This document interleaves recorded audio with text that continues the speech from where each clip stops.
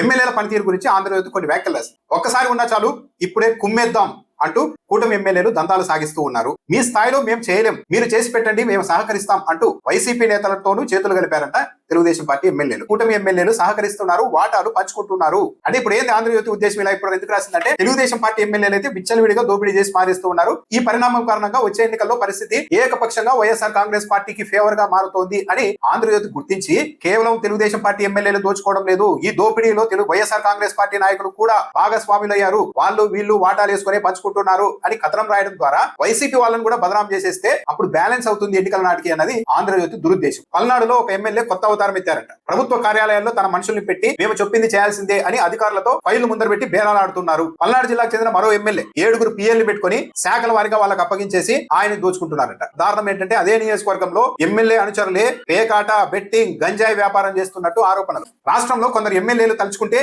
ఏ భూములు రిజిస్ట్రేషన్ కావు. భారీ విస్తీర్ణంలో ఉన్న భూముల రిజిస్ట్రేషన్ చేసే ముందు ఒకసారి ఎమ్మెల్యే గారిని కలవండి అని సబ్ రిజిస్ట్రార్లే నేరుగా చెప్పేస్తున్నారు. అంటే ప్రైవేట్ ఆస్తుల రిజిస్ట్రేషన్ కూడా ఎమ్మెల్యేల అనుమతులు తీసుకోవాల్సిన దుస్థితి ఈ భారతదేశంలో ఏ రాష్ట్రంలో అయినా ఉంటుందా? పలు చోట్ల పోలీస్ స్టేషన్లలో పంచాయతీలు చేస్తున్నారు. మద్యం దుకాణాలు, బెల్ట్ షాపుల నుంచి వసూళ్లు సాగిస్తున్నారు పోలీస్ స్టేషన్లకి. నంద్యాల జిల్లాకు చెందిన ఒక ఎమ్మెల్యే చికెన్ షాపుల నుంచి మామూలు వసూలు చేస్తున్నారు. పార్టీ కార్యక్రమం నిర్వహణకు పంచాయతీ కార్యదర్శుల నుంచి డబ్బులు వసూలు చేస్తున్నారు. మాట వినని ఉద్యోగుల్ని లాక్కొచ్చి కొడుతున్నారన్న ఆరోపణ. ఉద్యోగుల్ని డబ్బులు ఇవ్వలేదని ఒక ఎమ్మెల్యే ఈడ్చుకొచ్చి కొడుతున్నారని ఆంధ్రజ్యోతి పత్రికలో రాసింది. అంటే ఇంతకు మించి అరాచకానికి పరాకాష్ట అన్నది ఎక్కడైనా ఉంటుందా?